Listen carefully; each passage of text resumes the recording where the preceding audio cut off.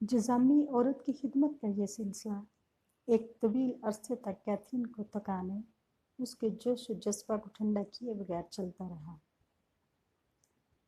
اور وہ یہ خدمت قابل تعریف، شوق اور گرمجوشی سے کرتی رہی۔ سوائے مونا لاپا کے تمام لوگ کیتھرین کی زندگی سے بے حد متاثر تھے، مگر مونا لاپا کو فکر لاحق ہوئی کہ کہیں کیتھرین بھی اس موذی مرض میں مبتلا نہ ہو جائے۔ اس لیے وہ اپنی بیٹی کو اس مریضہ کے ہاں جانے سے روکتی اور کہتی، اے میری بیٹی، تجھے اس عورت سے کوڑ کا مرض لگ جائے گا۔ مجھے خوشی نہیں ہوتی جب تو اس عورت کی خدمت کے لیے جاتی ہے۔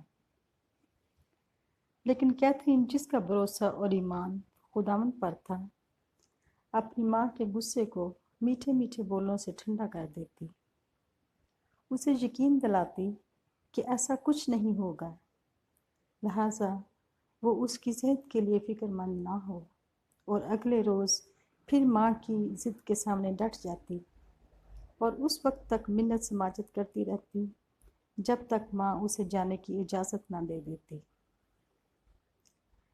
اس طرح وہ تمام رکاوٹوں کو دور کر کے ثابت قدمی سے اس رفائی کام کو سر انجام دیتی رہی۔ آخر کب تک؟ ایک لمبے عرصہ تک کوڑ سے بڑے بدن کو چھونے اور صاف کرنے کی وجہ سے کیتھرین کا ان جراثیم سے بچنا ناممکن تھا۔ اس بیماری نے کیتھرین کے ہاتھوں پر حملہ کر دیا۔ خداوند اپنی اس دلہن کو اور زیادہ جلدی فتح سے ہمکنار کرنا چاہتا تھا۔ کیتھرین کے ہاتھ واضح طور پر ظاہر کرتے تھے کہ اسے کوڑ کے مرض نے دبوچ لیا ہے، مگر پھر بھی اس نے اپنی پاک ذمہ داری کو نہ چھوڑا۔ اسے اپنے بدن کی پرواہ کب تھی کہ آئندہ اس کے ساتھ کیا ہونے والا ہے؟ اسے فکر اور پرواہ تھی تو صرف اس بات کی کہ وہ اپنی خدمت سے اپنے دلہا کو کیسے خوش رکھ سکتی ہے۔ یہ بیماری کافی دیر تک اس پر غالب رہی، لیکن جلالی آسمانی محبت کی بڑائی سے ایک وقت آیا کہ خداوند جو پست حالوں کو بلندیوں پر اٹھا لیتا ہے، وہ اپنے پیار کرنے والوں کو ان کی مشکلات سے باہر بھی نکالتا ہے۔